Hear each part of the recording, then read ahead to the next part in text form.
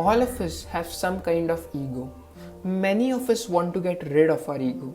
Some of us also take pride in having an ego. In any kind of relationship, some kind of ego comes between it. Most of the time, we are not ready to accept that our friend or colleague is above us. We are not always ready to accept the mistakes if someone points it out. Bear in mind that it's nothing wrong to feel this. It's natural, it's humane to feel such an emotion. Although a wise person would control these emotions and will not allow these emotions to hamper the judgment of the person you are interacting with.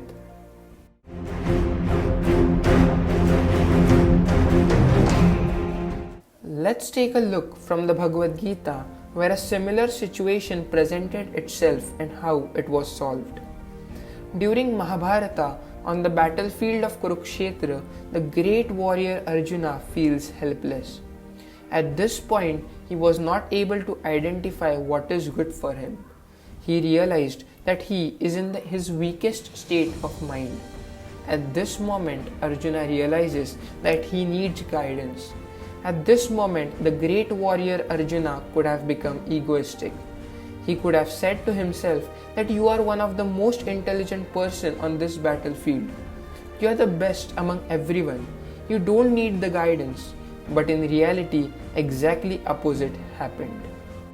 कर्पण्या दोष पहाता स्वभावः पृच्छामि त्वं धर्म समुद्धचेता या श्रेया स्यानिष्ट्यां ब्रूहीतान्मे शिष्यास्ते हां सदी मां त्वां प्रपन्नाम्.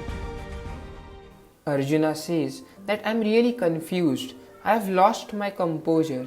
In this condition, I ask you, Krishna, to tell me what is best for me. Please consider me as your disciple. I am surrendering everything to you, and now onwards, I am going to follow your instructions. Now, let's take a step back. Arjuna, the best warrior among the Pandavas, did not have any problem in asking for help, in asking for guidance to Sri Krishna, because that's what exactly is being human.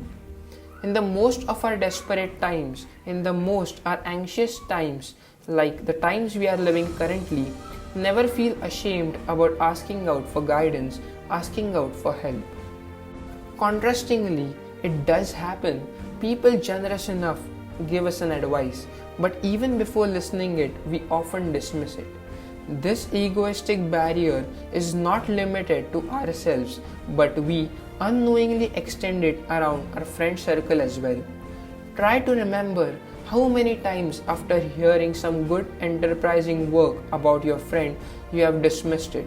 You have said that it is no good and have tried to convince the same to other people. Many a times, this feeling does not come out of hatred or come out of a bad place from your heart regarding your friend, but instead comes out of a feeling of insecurity. Insecurity about losing your friend.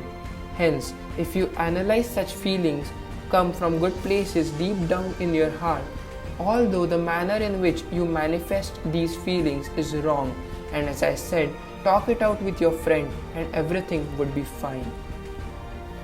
Remember, relationships are formed on mutual feelings that come out of good places from your heart, and as long as they are coming out of these good places, that relationship is never over. Now, for the next 1 week, practice an exercise. Don't dismiss anyone's suggestion and keep your mind open to all sorts of things that people say. I know you cannot erase even the last ounce of your ego from soul, but try to minimize it as much as possible, and that minimum ounce of an ego will make sure that your mind receives only the positive suggestions that people give you. That minimum ego will tell you which suggestion is right and which one is wrong.